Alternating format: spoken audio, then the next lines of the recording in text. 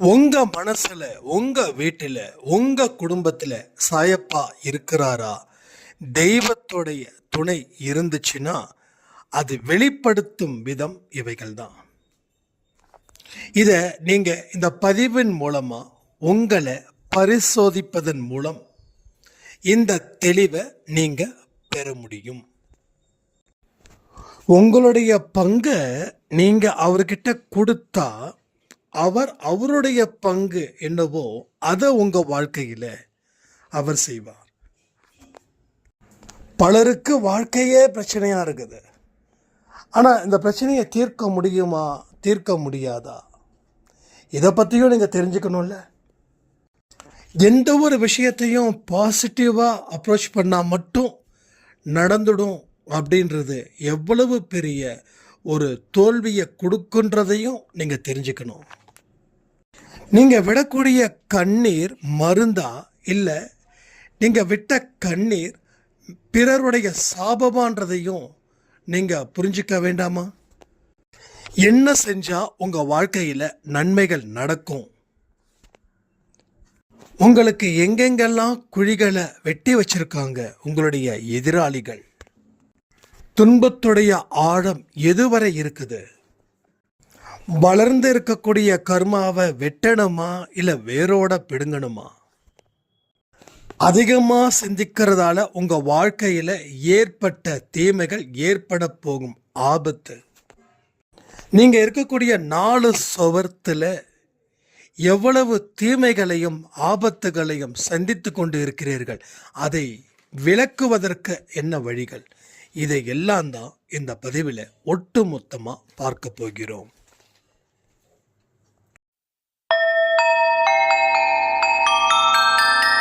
ஓம் சாயிரா சாயிரா, ஓம் சாயிரா சாயிரா, ஓம் சாயிரா சாயிரா, அன்பே சாயிரா, பேரன்பே சாயிரா, அகிலம் தளிக்க ஆத்மா விழிக்க அனுதினம் சாயிரா, எங்கள் அன்பே சாயிரா.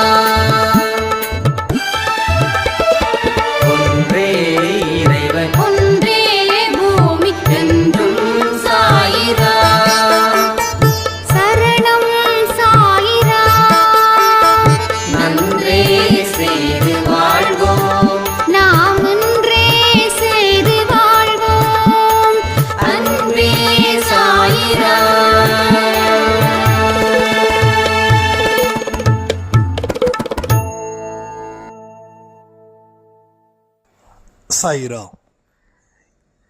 என் உயிரின் உயிரானவர்களே, நேற்று 2 ஆடியோ நம்ம கொடுத்துருந்தோம். அந்த 2 ஆடியோவும் குடும்பத்தை பற்றின ஆடியோஸ். அது யார் யாரெல்லாம் கேட்கலையோ நிச்சயமாக மறுபடியும் கேளுங்க. என்னுடைய வாட்ஸ்அப் ஸ்டேட்டஸில் அந்த லிங்க் நான் அனுப்புகிறேன். ஏன்னா கேட்க வேண்டிய பதிவுகளை நீங்கள் நிச்சயமாக கேட்டால் மட்டும்தான் உங்கள் வாழ்க்கையில் ஒரு தெளிவும் ஒரு முன்னேற்றமும் ஏற்படும். கடவுளால் சொல்லப்படக்கூடிய வார்த்தைகளுக்கு உயிர் இருக்குதுன்னு நாம் பல முறை சொல்லியிருக்கோம். கடவுளுடைய வார்த்தையை கேட்பதாலையும் கடவுளுக்கு கீழ்ப்படிவதாலையும் உங்கள் வாழ்க்கையில் என்ன நடக்கும் தெரியுமா? உங்களுடைய எதிர்காலம் பெரிய அளவில் பாதுகாக்கப்படும். யாரும் உங்களை ஏமாற்றுவதற்கோ உங்களுக்கு ஒரு பெரிய துரோகத்தை நடத்தவோ அவர்கள் திறனற்று போனவர்களாக இருப்பார்கள். எந்த சூழ்நிலையிலையும் உங்களை நீங்கள் காப்பாற்றிக்க முடியும். உங்கள் சம்பந்தப்பட்டவங்களையும் நீங்கள் காப்பாற்றவும் முடியும். அடுத்தது, உங்களுடைய கர்மா படிப்படியாக குறையும். பாவங்கள் செய்ய யோசிப்பீங்க. புண்ணியங்கள் செய்ய யோசிக்கவே மாட்டீங்க. உதவிகள் மூலமாகவும் மற்றவர்களுடைய கருத்துக்களை மதிக்கிறதுலையும் நீங்கள் முதல் ஆளாக நின்று சாய்பாவோட மனதில் மிக எளிதில் குடியேறுவீர்கள்.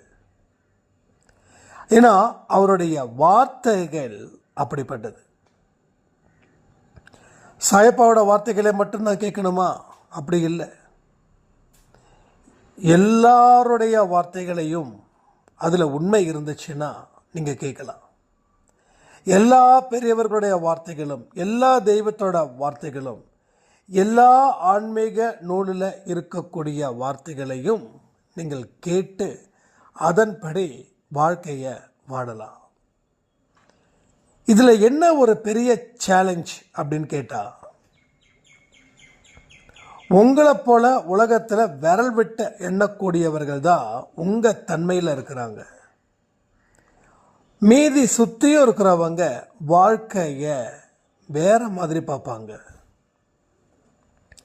இந்த உலகம் எதை இன்பம்னு காட்டுதோ அந்த இன்பத்துக்காகவே வாழுவாங்க. அவங்களுக்கு ஆன்மீகம் அப்படின்னா முழு புரிதல் இருக்காது. வாழ்க்கை அப்படின்னா முழு புரிதல் இருக்காது. பிறருக்கு உதவி செய்கிறதுல கூட ஏன் உதவி செய்யணும்? எனக்கு யார் உதவி செஞ்சாங்க, நான் இவங்களுக்கு உதவி செய்ய? அவங்கவுங்க வாழ்க்கையை அவங்கவுங்க பார்த்துக்கிறது தான் நல்லது.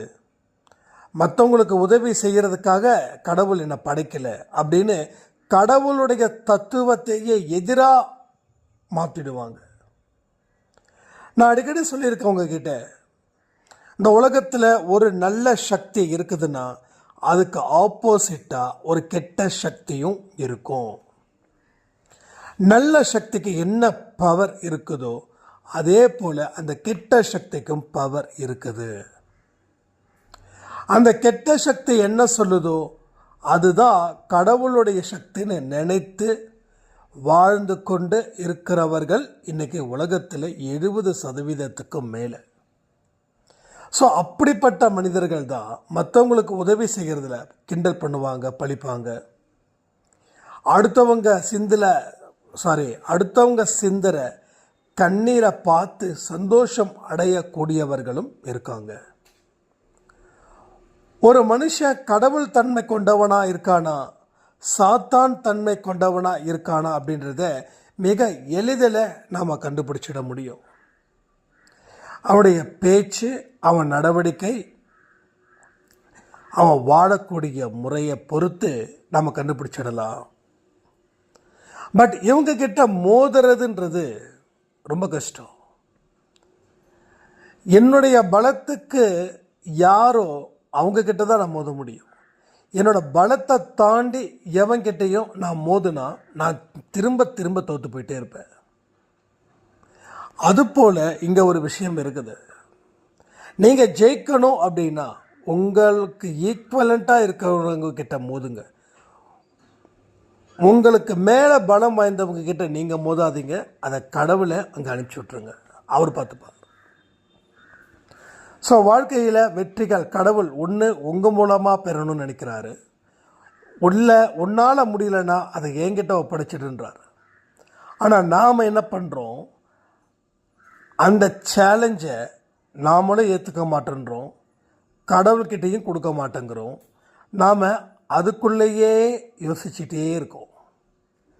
நம்ம அதை தாண்டி வேறு எதையுமே யோசிக்கிறதே இல்லை.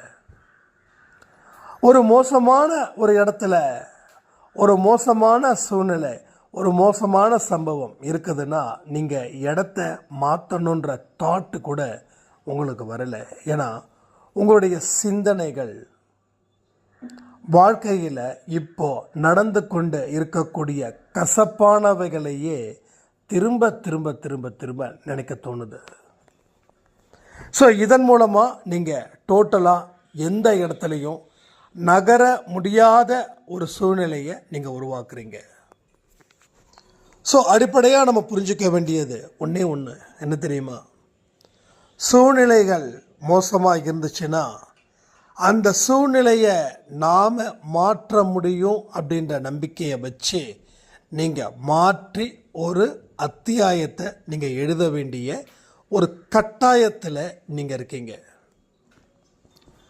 அதற்கு அப்புறமா என்ன பண்ணலான்றதை யோசித்து அதற்கு தகுந்தது போல் நீங்கள் காயை நகர்த்திட்டீங்கன்னா உங்கள் வாழ்க்கையில் நீங்கள் நினச்ச காரியங்கள் அத்தனையும் உங்களுக்கு கைகூடும். இது எல்லாமே நம்ம சைடில் இருந்து நீங்கள் தயாராகணும். அதாவது உங்கள் சைடில் நீங்கள் தயாராகணும். உங்கள் சைடில் நீங்கள் தயாராக இருந்தால் மட்டும்தான் கடவுள் அவருடைய சைடில் அவர் தயாராக இருப்பார். உங்களுடைய பங்கு முதல்ல பிரைமரி. அதை தாண்டினது தான் கடவுளுடைய பங்கு. உங்கள் பங்குக்கு நீங்கள் எதையும் செய்யாமல் இருந்தால் கடவுளும் அவர் பங்குக்கு எதையும் செய்யாமல் இருப்பார். அப்போது எல்லா விஷயமும் எங்கே இருந்து ஆரம்பிக்கணும் அப்படின்னா உங்ககிட்ட இருந்து தான் ஆரம்பிக்கணும். இதை திரும்ப திரும்ப நான் சொல்கிறதுக்கு காரணம், நாம் நம்ம சைடில் இருந்து எதையுமே ஆரம்பிக்காமல் இருக்கோம். நமக்குள்ள ஒரு அழுத்தம் இருக்குது, நான் அது இல்லைன்னு சொல்லவே இல்லை. அழுத்தம் இருக்கிறதால தான் நம்மளால் மூவ் ஆக முடியல. அழுத்தம் இல்லைன்னா நம்ம எளிதில் நம்மளால் நகர முடியும், எளிதில் நம்ம நினைச்சதை சாதிக்க முடியும், எளிதில் நம்மளை நாம் சிறப்பாக வச்சுக்கவும் முடியும். பட் நம்மக்கிட்ட ஏதோ ஒரு விதமான மிக மோசமான அழுத்தம் நம்ம உள்ளுக்குள்ளே இருக்குது. அந்த அழுத்தத்தை உங்கள் கூட இருக்கக்கூடிய உறவுகள் தான் கொடுக்குறாங்களே தவிர வெளியில இருந்து தெரியாத ஒரு மனிதன் கொடுக்கவே இல்லை. நீங்கள் எங்கே எமோஷ்னல் ஆகுறீங்க, என்னோடது அப்படின்ற இடத்துல உங்களோடது இல்லை அப்படின்னு சொல்லி ஒதுக்கி வச்சு உங்கள் வாழ்க்கையை நீங்கள் பார்த்தீங்கன்னா அந்த அழுத்தம் அப்படின்ற ஒரு விஷயமே உங்கள் வாழ்க்கையில் இருக்காது. என்னுடைய கணவர் இப்படி இருக்கிறாரே, நான் என்ன பண்ணுறது அப்படின்னு நினைக்கும் போது உங்களுக்கு அவர் கணவராக இருக்கிறதால உங்களுக்கு அழுத்தம் அதிகரிக்குது. அப்போ இவரும் கடவுளால் படைக்கப்பட்ட ஒரு மனுஷன், நானும் கடவுளால் படைக்கப்பட்ட ஒரு மனுஷன். அவர் அவருடைய வேலையை செய்யட்டும், நான் என்னுடைய வேலையை செய்கிறேன். அந்த மாதிரி ஒரு மனநிலை உங்களுக்கு உருவாயிடுச்சுன்னா கணவர் எதை நினைச்சு ஒரு செயலை செய்து நீங்க வருத்தப்படுறீங்களோ அதை அவர் செய்ய மாட்டார். நீங்க ஒரு விதமான அழுத்தத்தை அவர் மேல திணிக்கிறதால அந்த அழுத்தம் அவருக்கு மேலும் சுமையா இருக்கிறதால அவர் தவறுகள் செய்வதன் மூலமா அந்த சந்தோஷத்தை அவர் அனுபவிக்கிறார். அப்போ அழுத்தத்தை நாம பிறருக்கு கொடுக்கிறோம். ஏன் கொடுக்கிறோம், எதுக்கு கொடுக்கிறோம் அப்படின்னா நம்மளால அதை வச்சுக்க முடியல, அதனால பிறருக்கு கொடுக்கிறோம். பிறருக்கு கொடுக்கும்போது தான் ப்ராப்ளம் ஒன்றா இருக்கிறது 100ஆ மாறுது. அந்த 100 99ஆ மாறல, அது 200ஆ மாறுது. அந்த 200 100ஆ குறையில, அது 500ஆ போகுது. ஸோ 10 மடங்கு பெருசானது திடீர்னு 100 மடங்கு பெருசாகுது, 100 மடங்கு பெருசானது திடீர்னு 1000 மடங்கு பெருசாகுது. அப்போ எல்லாத்துக்குமே காரணம் ஒரு மன அழுத்தம். அந்த அழுத்தத்துக்கு காரணம் என்னுடைய உறவுகள். அப்போ உங்க உறவுகளால தான் உங்களுக்கு அழுத்தம். அப்போ அவங்க உறவுகள் தான். ஆனா மனதளவில் நீங்க கொஞ்சம் தனித்து வாழ்ந்து பாருங்க. அப்ப தனித்து வாழும்போது அவங்கள வெறுக்கணுன்ற அவசியம் இல்லை. ரெண்டாவது, அவங்கள நம்பணுன்ற அவசியமும் இல்லை. மூன்றாவது, எது நடந்தாலும் ஏற்றுக்கொள்ளக்கூடிய பக்குவமும் துணிச்சலும் அண்டு மிகப்பெரிய ஒரு தைரியமும் அதை தாண்டின ஒரு தெளிவும் மைண்ட் ஒரு பெரிய ரிலாக்ஸேஷனும் அந்த ஈவெண்ட்டில் டெஃபினட்டாக நடக்கும். ஏன்னா நீங்கள் சொல்லலாம், அது எப்படிங்க என்னுடைய உறவு, அது எப்படி அவருக்கு எனக்கு சம்பந்தம் இல்லைன்னு நினைக்க முடியும். எனக்கு ஒரே ஒரு கேள்விக்கு மட்டும் பதில் சொல்லுங்க. இந்த உறவு எத்தனை வருஷமா இருக்குது? நீங்க ஒரு கணவன், உங்களுக்கு ஒரு கணவர் இருக்காருன்னு வச்சுக்கோங்க. அப்போ உங்களுக்கு ஒரு மேரேஜ் ஒரு 20 வயசுல நடக்குதுன்னு, அப்போ 1லேருந்து 20 வயசு வரைக்கும் அவர் யாரோ நீங்க யாரோ. இப்போ அவருக்கும் உங்களுக்கும் ஒரு ரிலேஷன்ஷிப், என்னது? உறவு முறை, கணவன். அப்போ பிறந்ததுல இருந்து இவர் தான் அப்படின்னு நமக்கு தெரியாது. ஒரு பர்டிகுலர் ஏஜ் வரைக்கும் வாழ்ந்துட்டு இருக்கும்போது இவர் தான் நமக்கு தெரியாது. அப்புறம் வந்ததுக்கு அப்புறம் தான் இவர் தான் நம்ம கணவர், இவர் தான் நம்ம மனைவி அப்படின்னு நினைக்க வேண்டிய ஒரு காலம் வரும்போது நம்ம நினைக்கிறோம். அப்போ நாம எதிர்பார்த்தது போல நம்ம லைஃப் பார்ட்னர் இல்லை அப்படின்னா கோபம் வர்றது நேச்சுரல். ஆனால் அந்த கோபம் என்ன ஆகுது? வெறுப்பாக மாறுது. கோபப்படுறது நேச்சுரல். அந்த கோபத்தை ஒரு கட்டுக்குள்ள வைக்கலைன்னா அது வெறுப்பாக மாறுது. வெறுப்பாக மாறும்போது வாழ்க்கை என்ன ஆகுது? முடிஞ்சிடுது. வெறுப்பு ஸ்டார்ட் ஆயிடுச்சுன்னா மறுபடியும் பழைய ரிலேஷன்ஷிப்பை கண்டினியூ பண்ணவே முடியாது. அப்போ அது கோபத்தோடு நம்ம நிறுத்திக்கிட்டா பிரச்சனையே இல்லை. அந்த கோபத்தை இன்னும் அதிகரிக்க அதிகரிக்க வெறுப்பு உங்களுக்குள்ள வந்துடும். அப்போ எல்லா மனுஷனையும் உங்க உறவுகளா பார்க்காதீங்க. அது ஒரு ஆன்மா, அது ஒரு ஆன்மா, அது ஒரு முற்றிலும் ஆன்மா. அப்ப நீங்க யாரு? நீங்களும் ஒரு ஆன்மா. உங்க குழந்தைங்க அவங்களும் ஒரு ஆன்மா. அப்போ ஒரு இண்டிவிஜுவாலிட்டியை நம்ம மெயின்டைன் பண்ணணும். இண்டிவிஜுவாலிட்டியை மெயின்டைன் பண்ணணும். ஒரு கணவனுக்கும் மனைவிக்கும், ஒரு பெற்றோர்களுக்கும் குழந்தைகளுக்கும் கொஞ்சமாவது அந்த டிஸ்டன்ஸ் இருக்கணும். அந்த டிஸ்டன்ஸ் தான் அந்த லவ் அதிகரிக்கும். அளவுக்கு மீறின ஒரு க்ளோஸ்னஸ் வந்துருச்சுன்னா மூச்சு திணற ஆரம்பிச்சிடும். மூச்சு திணற ஆரம்பிச்சிடும். ஸோ ஒவ்வொரு மனுஷனுக்கும் தனிப்பட்ட முறையில் ஒரு பிரைவசி தேவைப்படுது. எல்லா மனுஷனுக்கும். இங்க என்ன நடக்குது? அளவுக்கு மீறின ஒரு அஃபெக்ஷன், அது தப்பு இல்லை. அளவுக்கு மீறின ஒரு அஃபெக்ஷன், அதையும் தாண்டி போயிடுச்சுன்னா அந்த இடத்துல ஒரு பிரிவு நிச்சயமா வந்தே தேரும். நல்லா பாருங்க, ஒரு டிஸ்டன்ஸோட இருக்கிறவங்க லைஃபை லாஸ்ட் வரைக்கும் வாழ்ந்துட்டு போயிடுவாங்க. ஆனா யாரெல்லாம் ரொம்ப அளவுக்கு மீறி ரொம்ப க்ளோஸ் ரிலேஷன்ஷிப்பை மெயின்டைன் பண்றாங்களோ அந்த மெயின்டைனை அவங்களால பண்ண முடியாது. ஏன்னா ஒரு ஸ்டேஜில் ஒரு டிஸ்டன்ஸ் தேவைப்படுது. அந்த டிஸ்டன்ஸ் என்னவாகுது? அது டோட்டலா பர்மனண்டா பிரிவா மாறிடுது. நம்மளுடைய அன்பு அடுத்தவங்களோட சுதந்திரத்தை எந்த காரணத்தை கொண்டும் அஃபெக்ட் பண்ணக்கூடாது. அப்படி அஃபெக்ட் பண்ணிடுச்சுன்னா அந்த மனுஷனால வாழ முடியாது. சுதந்திரம் இருந்தாதான் என்னால் வாழ முடியும். ஸோ சுதந்திரம் இருந்தாதான் உங்களால் வாழ முடியும். ஸோ நீங்க கொடுக்கிற அன்பு உங்க கணவனுக்கோ உங்க மனைவிக்கோ அவங்களுடைய சுதந்திரத்தை பாதிக்குதுன்னா அவங்க ஏன் வாழணும்னு யோசிப்பாங்க, ஏன் இந்த ரிலேஷன்ஷிப்பில் இருக்கணும்னு யோசிப்பாங்க.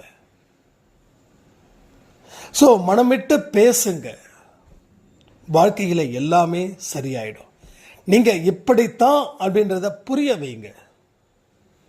உங்களுடைய கேரக்டர்ஸில் ஏதாவது மாற்றம் இருந்துச்சுன்னா அதை மாற்றிக்கோங்க. ஒரு பொய்யான ஆட்டிடியூட்ஸ் இங்கே வேண்டாம். நீங்கள் பாசமாக இருக்கிறத காட்டிக்க நிறைய முயற்சிகள் செய்கிறீங்க, அது தேவையே இல்லை. நம்ம ஒரே ஒரு விஷயத்தை புரிஞ்சுக்கணும், இந்த உலகத்தில் வாழ தான் நம்ம வந்தோம், மனிதர்களோட தான் வாழ முடியும். அந்த நம்ம சுற்றி இருக்கக்கூடிய மனிதர்களே ஒரு வெறுப்பை கிரியேட் பண்ணிட்டோம் அப்படின்னா நம்மளால் லைஃப் எப்படி லீட் பண்ண முடியும்? ஸோ நம்ம ஒரு மோசமான பாதையை நாம் உருவாக்கணும். உருவாக்கி அதில் பயணத்தை நம்ம ஆரம்பித்தோம். அந்த பயணம்தான் இன்னைக்கு இந்த பாடத்தை நமக்கு கற்றுக் கொடுக்குது.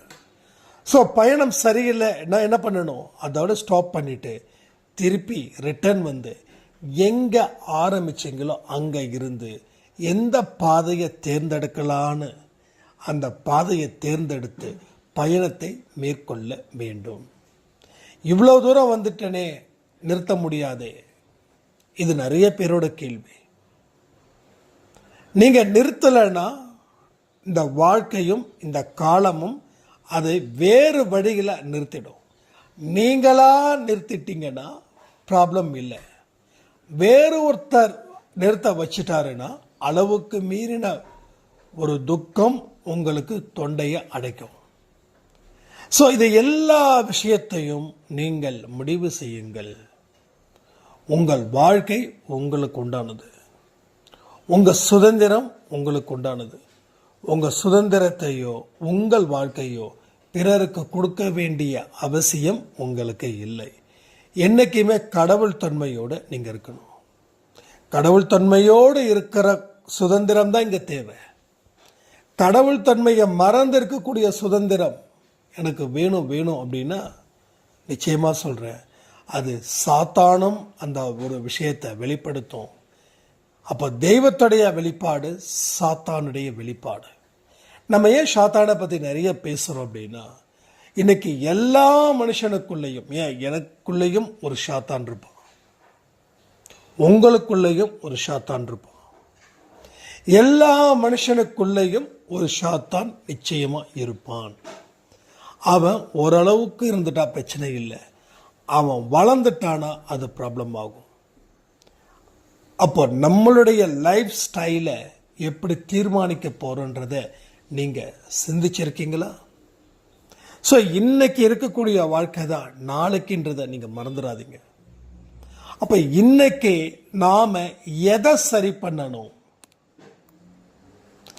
எப்படிப்பட்ட ஒரு சூழ்நிலையை ஏற்படுத்தணும், அதற்கு உண்டான பாதையை எப்படி உருவாக்கணும், அந்த பயணத்தில் யாரெல்லாம் இருக்கணும், கடவுளுக்கும் நமக்கும் இருக்கக்கூடிய கனெக்டிவிட்டி எப்படி இருக்கணும், என்னுடைய பங்கு எப்படி நான் கொண்டு வரணும், இதையெல்லாம் தீர்க்கமாக யோசித்து நீங்கள் முடிவு எடுத்துட்டா உங்கள் வாழ்க்கையில் நீங்கள் நினைச்ச காரியங்களை அடுத்த பல வருஷத்துக்குள்ள சாதிக்க முடியும்.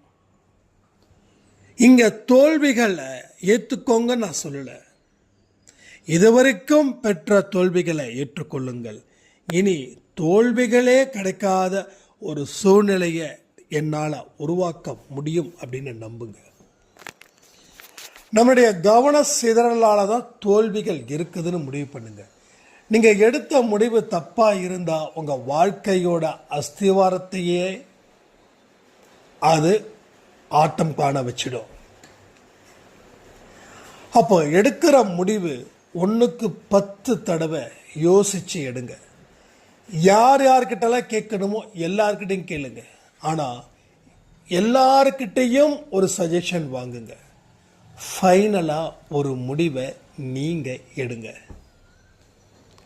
நீங்கள் எந்த அளவுக்கு தீர்க்கமாக, எந்த அளவுக்கு நம்பிக்கையாக எடுக்கிறீங்களோ அதே அளவில் உங்களுக்கு அது மிகுந்த பலனை ஏற்படுத்தி கொடுக்கும். ஸோ கஷ்டங்கள் நிரந்தரம் இல்லை, தோல்விகள் நிரந்தரம் இல்லை, அவமானமும் நிரந்தரம் இல்லை. இது ஒரு பார்ட்டுடா. இன்னொரு பார்ட்டியை சொல்கிறேன். ஸோ வெற்றியும் நிரந்தரம் இல்லை, புகழும் நிரந்தரம் இல்லை, வெகுமானமும் நிரந்தரம் இல்லை. ஸோ நிரந்தரம் இல்லாத இந்த உலகில் நாம் வாழ்ந்துட்டுருக்கோம். எது நிரந்தரமோ அது உங்கள் கண்களுக்கு வரும். ஸோ இங்கே மனிதனும் பொருளும் பதவியும் நிரந்தரம் இல்லை. இது நல்லா புரிஞ்சுக்கணும். மனுஷன் நிரந்தரம் இல்லை. யாருக்கு முன்னாடி அழைப்பு வருதோ அவன் போய் தான் ஆகணும். அவன் போகிறதால நம்மளும் போகணுன்ற அவசியம் இல்லை. உங்களுக்கு என்னைக்கு அழைக்கிறாங்களோ அன்னைக்கு நீங்கள் போவீங்க. ஒரு காலத்தில் சட்டம் இருந்தது, உடன்கட்டை ஏறுதல். கணவன் இறந்தால் மனைவியும் இறக்கணும். ஆனால் மனைவி இழந்தால் கணவன் உடன்கட்டை ஏறணுன்ற அவசியம் இல்லை. ஆணாதிக்கம் அப்போ அதெல்லாம் உடச்சி எரிஞ்சாச்சு. ஸோ ப்ராக்டிக்கலான விஷயத்தை நீங்கள் என்னைக்கு அக்செப்ட் பண்ணுறீங்களோ அன்னைக்கு நீங்கள் லைஃப்பை நல்லா புரிஞ்சுப்பீங்க.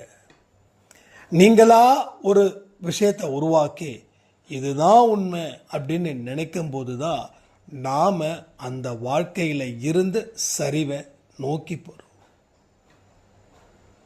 அப்போ நிறைய விஷயங்களை நம்ம பார்க்கணும், கேட்கணும். நிறைய மனுஷங்க கிட்ட நீங்கள் பேசணும், அவங்க பேசுறத கேட்கணும். அதாவது ஒரு வீட்டுக்கு ஒருத்தர் வராரு அப்படின்னா நீங்களே பேசிட்டு இருக்கக்கூடாது, அவங்கள பேச வைக்கணும்.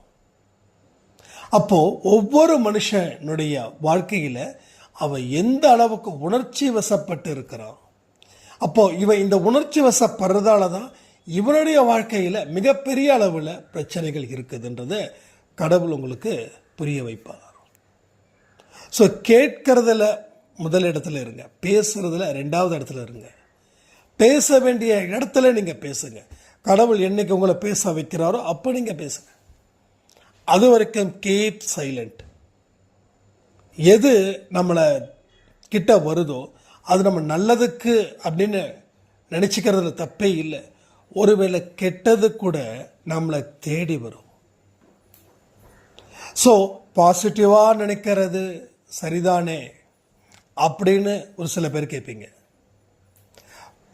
பாசிட்டிவாக நினைக்கிறது நெகட்டிவாக மாற்றிடும். அதனால் பாசிட்டிவாகவும் இருக்கணும், நெகட்டிவாகவும் இருக்கணும். ஒரு 60% பாசிட்டிவ், 40% நெகட்டிவில் இருங்க. ஏன்னா எல்லாமே இருந்தால் தான் வாழ்க்கை. ஸோ எனக்கு எல்லாமே கரெக்டாக இருக்குது, நான் எடுக்கிற முடிவெல்லாம் சரின்னா நம்ம சின்ன சின்ன முடிவுகளால் நம்ம பாதிக்கப்படுறது இல்லை. நிறைய விஷயங்கள் நம்ம கண்ணுக்கு தெரியாத தோல்விகள் வரும். அந்த தோல்விகளால் பாதிக்கப்படலைன்னும் போது அந்த தோல்வி ஒன்றும் செய்யாது.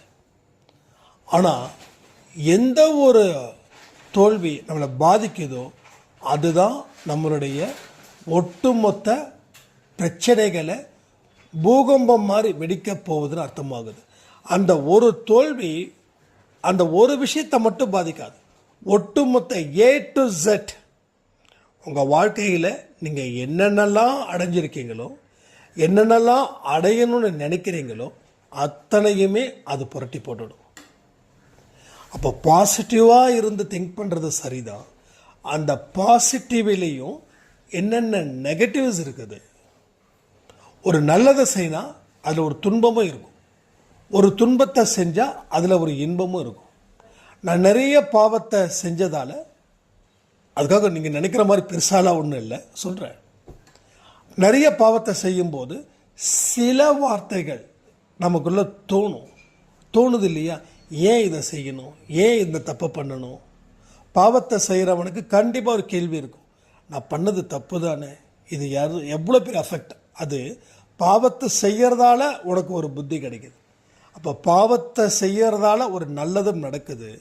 அந்த நல்லதை நாம் எந்த அளவுக்கு இம்பார்ட்டன்ட் கொடுக்குறோமோ அதை பொறுத்து நம்ம வாழ்க்கையை மாற்ற முடியும். நல்லவர்கள் தீயவர்களாக மாறலாம், ஆனால் தீயவர்கள் நல்லவர்களாக மாறிட்டாங்கன்னா மறுபடியும் அவர்கள் தீயவர்களாக மாறுவதற்கு வாய்ப்பே இல்லை. நல்லவர்கள் கண்டிப்பாக கட்டி போடுவான். ஒரு தண்ணி அடிக்காத ஒருத்தன் கண்டிப்பாக தண்ணி அடிக்கிறது வாய்ப்பு இருக்குது. ஆனால் தண்ணி அடித்து அவன் பாதிக்கப்பட்டு அவன் சூழ்நிலையை ஒரு பாடமாக எடுத்துக்கிட்டு திருந்திட்டானா அவன் மறுபடியும் தண்ணி அடிக்கவே மாட்டான். ஸோ அதனால் நம்ம தப்பு பண்ணிட்டோம், பாவம் செஞ்சிட்டோம், இதெல்லாம் தூக்கி போடுங்க. இது செஞ்சதால தான் உங்களுக்கு ஒரு ஞானம் கிடைச்சிது. அந்த இடத்துல அந்த ஞானத்தின் அடிப்படையில் உங்கள் வாழ்க்கையை மாற்றுங்க. உங்கள் வாழ்க்கை ரொம்ப சிறப்பாக இருக்குன்னு சொல்லி இந்த பதிவை நான் முடிக்கிறேன்.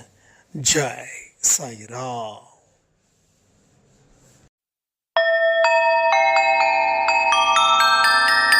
ஓம் சாயிரா.